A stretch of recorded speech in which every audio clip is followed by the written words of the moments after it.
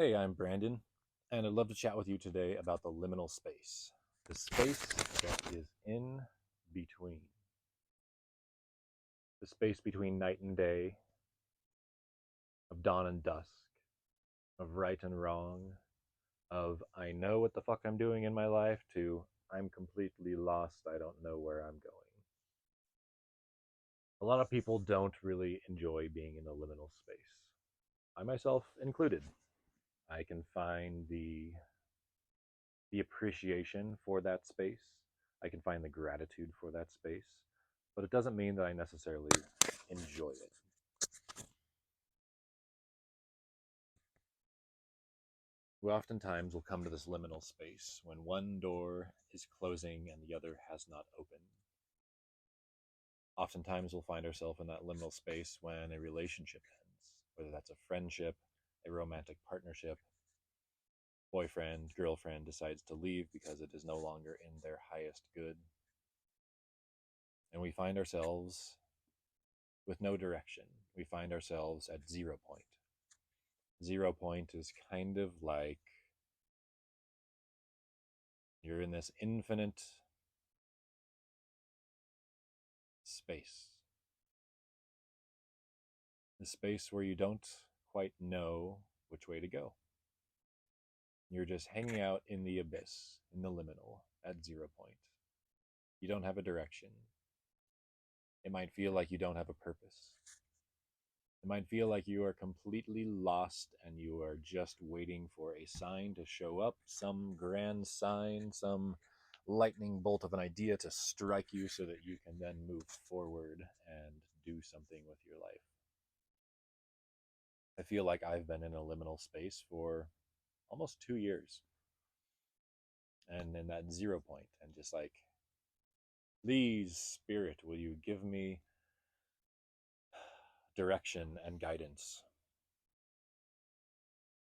And then I had a back readjustment, no longer calling it a back injury, but my back decided to adjust itself to the point where I was forced to pause, forced to do anything.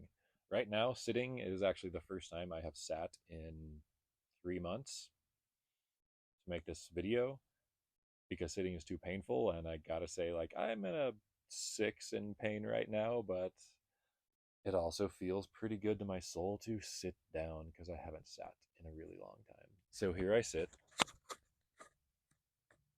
I don't feel like I'm in liminal space exactly anymore. I have a direction which I finally chose. Sometimes you just need to pick a direction and then you can adjust course along the way. You'll find out very quickly if that direction is right for you or if it is wrong for you. Things will either start lining up, stacking on top of each other, places people are showing up, things are aligning, everything feels like you're in the flow, or you're just clunking along like rolling a boulder up a hill, a square boulder. And it's like, okay, this might not be the right choice for me. So, how much more relaxed can you get? Can you allow yourself to just sit in that liminal space? Can you allow space to be space without needing to fill it with something else? When we have space in our lives, we often want to get lost in a fiction book. We want to take hours scrolling the endless feed of social media. We sometimes turn to alcohol. We turn to going out a lot with friends. We'll pretty much fill that silence with anything because silence is deafening.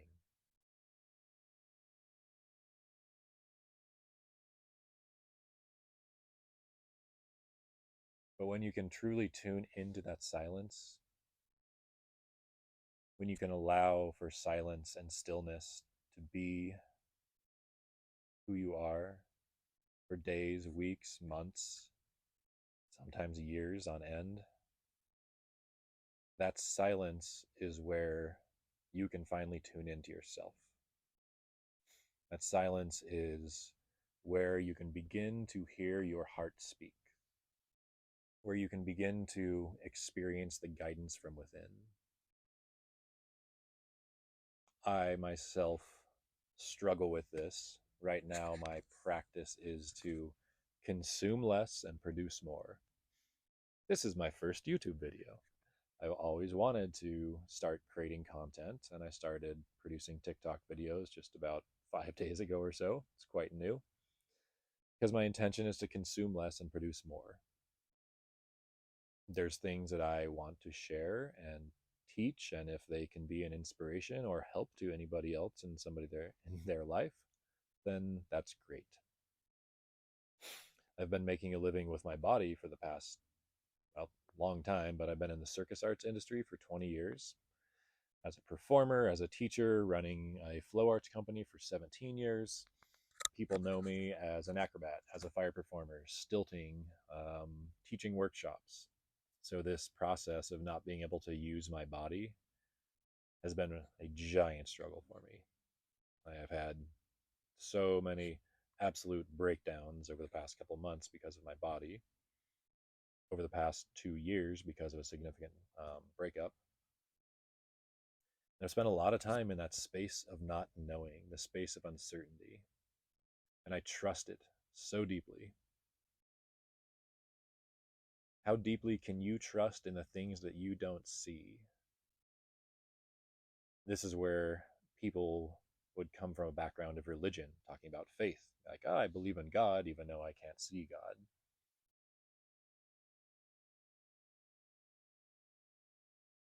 And God is a little bit of a loaded word. I consider you God. I consider that owl right there God. I consider the energy that is running through everything is God. I consider this existence, this love, everything that we are is God. I use the term universe a lot. I trust in the universe. And I'm starting to get more comfortable with saying the word God. I come from a religious background and think there's still some like drama needing to be cleared out from that. In this liminal space, though, I've been able to tune in to myself, to ask my guides continually for help and guidance, to tune into the frequency of love, love for life, love for myself, love for this body, even though this body is in pain. But I still have great love for it. And I have great trust that all of this is perfect and divine, and it's taking me exactly where I need to go. Do I know where that place is? Haven't a fucking clue. And you know what? I'm finally embracing the unknown.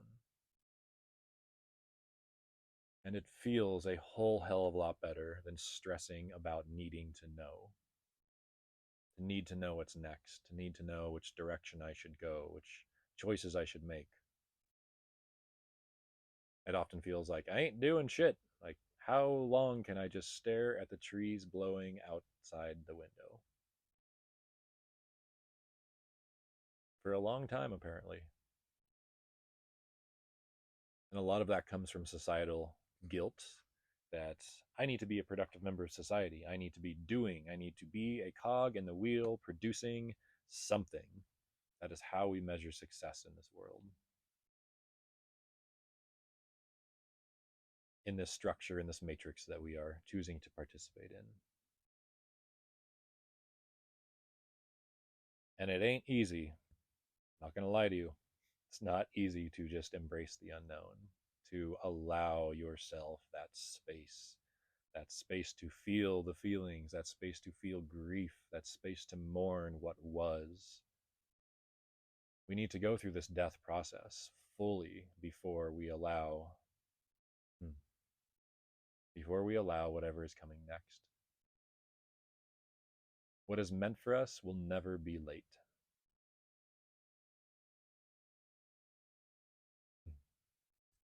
And if you can trust that, start to trust it.